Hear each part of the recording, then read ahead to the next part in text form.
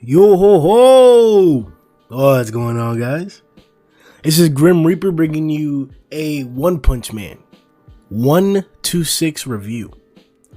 Today we'll be discussing a short chapter with a few events that have been reoccurring for quite a while, but they've definitely been setting up the future of the series. Now, in this chapter, we also get amazing cheeks clapped up, set up, ready for the right taking. But that aside, I want to get into the specifics of the chapter and to a few of the deeper thoughts that could be derived from the things that have happened. Saitama and Flashy Flash's relationship is pretty badass. I don't want to take it as like a strength comparison, but it is that exactly. There's something involving like their a power and their power dynamic with each other, acknowledging each other's power, that's making this relationship better, not only to read, but amongst themselves. You can actually see them reacting to that. And it's cool to see that happening. We definitely can tell that this is like kind of like some filler stuff. Filler because we have other events that like we want to see, but it definitely is essential to the story. They're definitely being taken somewhere else. The dragons that are out here like getting ready to fuck everybody up shouldn't be taken down by Saitama. Now Flash is a different story because I don't think he can take down the dragons that we're talking about. There's a lot of strong ass guys out here that like Flash wouldn't necessarily be able to just handle by himself like he did with the two ninjas, or that pose a challenge that like Flashy really can't do that much too. Black Sperm is the first one that comes to mind, the example, and then you could always bring up like, I don't know, Rover is another example like that. If the Centipede was down here, Flashy wouldn't really have a chance with him. Maybe Homeless Emperor, Flashy could have a chance against, but he's a more dynamic character. But we can definitely tell that these two guys are being taken out of the situation on purpose to give some of the other heroes a chance to shine and put their work out there. With that being said, though, Flash from the beginning, when he first was around Saitama, he didn't necessarily seem comfortable. He was kind of like addressing him as if he was going to be a burden to him the entire time, like a drag. And Saitama was kind of annoying. And if I was like in Flash's like shoes, I would kind of see it as like a little bit annoying. But as they've progressed and as they've spent more time with each other and like experienced more turmoil together, Flashy's starting to grow on Saitama and Saitama's starting to grow on Flashy. We see that with the dialogue when they're complimenting each other. Hey, you're pretty fast. Or hey, not so bad.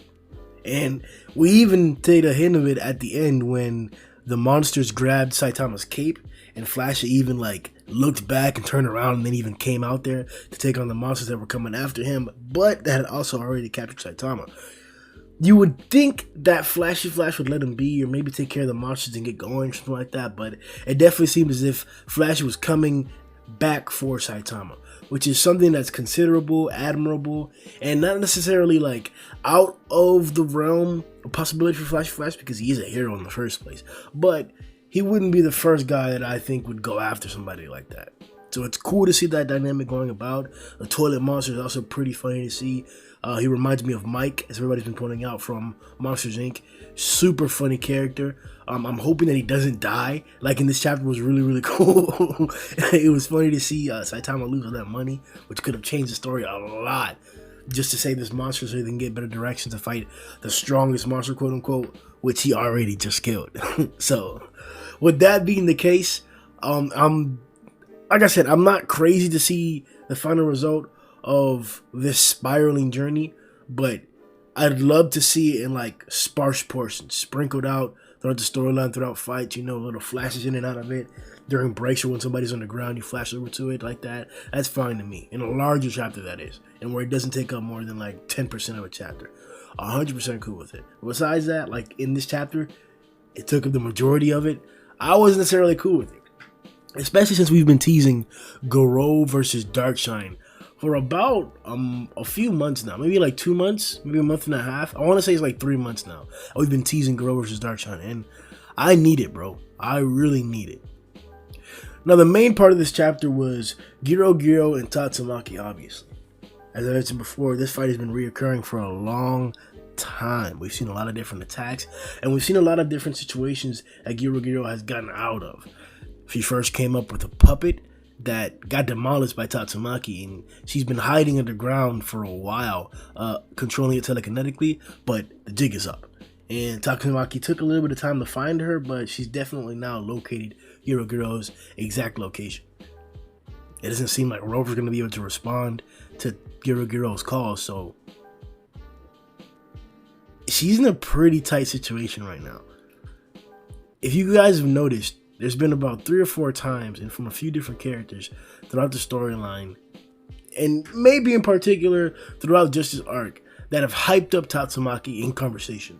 Mentioned that she's one of the big 3, don't get her upset, all kinds of hype. Now, Gyoro Gyoro, the leader of the Monster Association, it seems, even though Monster King Orochi is indeed a de facto king, maybe the strategic coordinator, however you want to consider her, she's here to face Tatsumaki. The forehead, the lead. And throughout the arc, we didn't really get a sense that like she was gonna challenge or threaten Tatsumaki. Maybe once or twice she had some impressive attacks that Tatsumaki hyped up herself or gave credit to, but I never really had a true sense of danger for Tatsumaki. We still haven't had it, and that's actually a thing to notice in the entire series. But now that we get closer to this instance, an individual who, without this serum, is pretty competent and is powerful. Now she's taking it. Now Gyoro Gyoro has converted into Psykos by drinking this secret elixir. We can definitely speculate on what this elixir is, what it's going to do, its effects, and its characteristics. But to start off, is this going to make her into a high dragon? We always have conversations and discussions about the dynamics of psychic powers in One Punch Man, and how they contrast to other capabilities in the series, whether it's hand-to-hand fighting, speed guys like Flash Atomic Samurai, power buffs like Genos, and other instances like that. They don't always match up exactly one-to-one to psychic users. Psychic users often have the advantage against the majority of powers because of their nature. So, this is a different kind of fight. Gyoro Gyoro isn't a regular mid-dragon, or maybe even call her a true dragon. She is psychic, so she's on the stronger end of any category that you want to put her. We know that she's a dragon, whether you want to say she's a low dragon, mid dragon, high dragon, whatever it is, she's on the higher end of it because she's a psychic. Now, with this serum, I want to bring up the conversation. So, Gyoro was able to resist her, which is fine, but she showed a plethora of attacks up against Tatsumaki that were not being held back, as she mentioned that she was doing up against Gyoro, and she even told Orochi to hold back up against Gyoro. She's done a lot more, and it's a lot more destructive. So, I think it's fair to call Gyoro Gyoro, in her puppet form, a mid-dragon. She would definitely defeat Bakuzan, and we could argue and speculate about the capability of the 2 ninjas in contrast to the psychic powers that Gyoro Gyoro wields. But with that being the case, she's gonna be stronger now. We don't know how much more stronger. It was hard to tell how much stronger Fubuki made Bangin' Bomb. That's a different concept. That's psychic amplification. Or this is an elixir. We have no idea the contents of it or what it's gonna do to her in general. We just know that she seems to have a different mentality, or thinks that she's different. She was even saying that like Psykos is incomparable to Gyoro Gyoro. Her herself is having some sort of mental breakdown that's not letting her think clearly, or that's making her believe that she's a different person in general.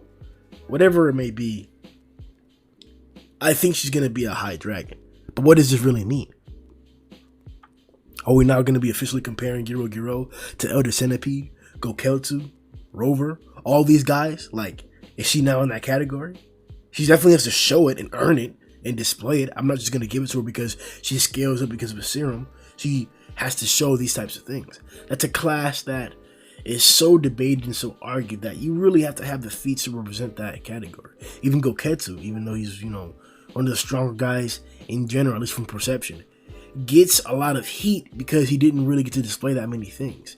One of his capabilities was very, very impressive, and his joking and pompous humiliation of the heroes and tournament martial artists there was also pretty impressive, but it was lax.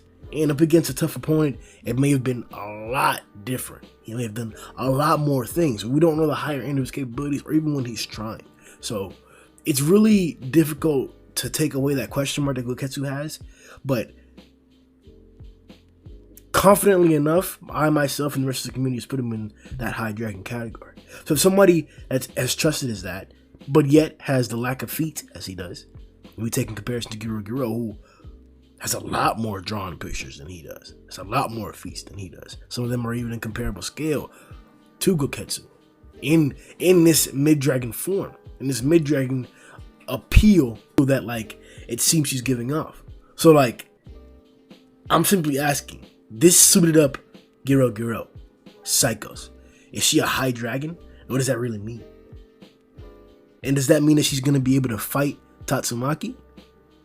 Most of us don't really put Tatsumaki in that high dragon scale. You have her like stronger than most guys. Most people that you've seen, Tatsumaki's probably stronger than.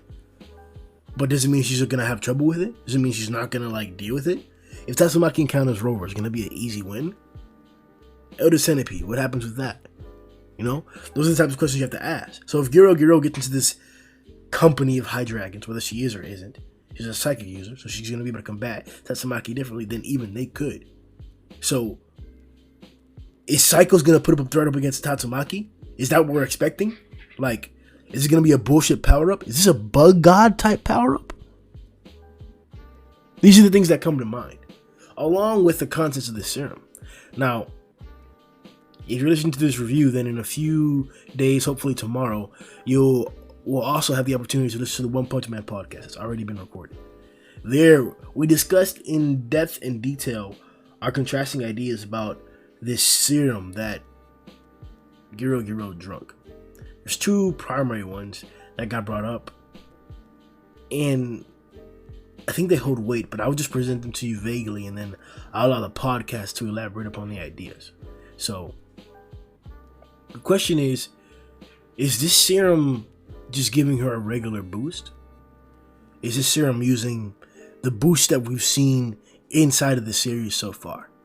So far we've seen an example with taking actual Elixir with Fukugao, the giant monster that turned into Beefcake. That individual drank a serum from his brother. We also know that we have the concept that's been dubbed through the fan base Zenkai boost, where you get close to death, extreme trauma, turmoil, and you persevere through, and that makes you stronger when you recover. This is the method that Gyoro's been using. Arguably Saitama to an extent, if we can call it that. Next we have monstrification, which is the method in which throughout the many different anomalous means, which are not necessarily like concrete or isolated to a certain path or a certain way of happening, you turn into a monster. You're running too long and your legs fall off, so then you turn into a legless creep. You drink too much orange juice. You're wearing ladies' underwear on your head so much that they don't want to come off one day because they're too sticky. All different kinds of scenarios that have happened in the series continue to happen, and they make different kinds of monsters in different varieties in sorts and types of monsters from different reasons. Then we have monster cells. Monster cells are born from Orochi himself. Eat it, and it turns you into a stronger form based on your previous state and emotional capability and all different types of aspects that haven't been necessarily expressly declared, but they've been given hints to and stated at the least. So these four methods that we've seen so far, we could take that this serum falls into one of those categories, or we could take that this serum is something new, that it's just some secret thing that she concocted just as much as she's been able to engineer all these different monsters or puppets to work for her to have a perfect anatomy for her like psychic capabilities to work best on. All these different things that she's done, created different monsters, experimented on different people. It's not crazy to believe that Gyoro Gyoro is a competent scientist who could have made a serum to power herself up. That's not crazy to believe. But I think there's also credit in the other factors that, like, if we were to, for example, believe that this serum is made from the juices of monster cells, it would also fit. The Ninja Twins mentioned that once you have enough control of yourself and mental state in a few different facilities, you're able to go from a monstrous form to a human form at will. An individual as smart and capable and as in self-control as Gyoro Gyoro should be able to do this at ease. So I don't think it's crazy to believe that Gyoro Gyoro just drunk monster cell juice, powered up, and is technically now a monster. I don't want to say that he has another stage he can turn into, but if that's the case, then may it be that way. But I think Gyoro Gyoro is definitely onto something. That was it for today's One Punch Man review. One thing that I'd also like you guys to speculate on in the comment section, as well as in the polls, is who knows the most about Saitama's strength? It's a question that we also discussed in the One Punch Man podcast, so check it out if you want to get more information upon that question. If you guys also want to hop into the displays and the questions that we asked throughout the week, make sure you go into YouTube and check out the community section, or go into Discord and check out the links for everything. This week's community question was, which One Punch Man girl is your favorite after chapter 126? And the results are in. As of right now, we have 110 votes, so we're expecting 100 more within the next few days. The poll's been out for only one day. If you'd like to add your vote, as I said, make sure you check out the YouTube polls. In first place, we have Fubuki, 35%. Second, Tatsumaki. Third, Psykos. Fourth, Mizuki. And last, Lily. Alright guys, make sure you check out our Patreon if you want to support the channel. We have a whole new setup for tiers and a whole new setup for rewards. If you want to get shoutouts in the videos, if you want to get special privileges in Discord, if you want to get your questions answered and addressed in the podcast, or even come through for a little segment in which you answer a question on the podcast or on one of the videos, review videos, make sure you check out our Patreon to get some of those privileges and help the channel grow. Alright guys, see you next time, man. Yo ho ho!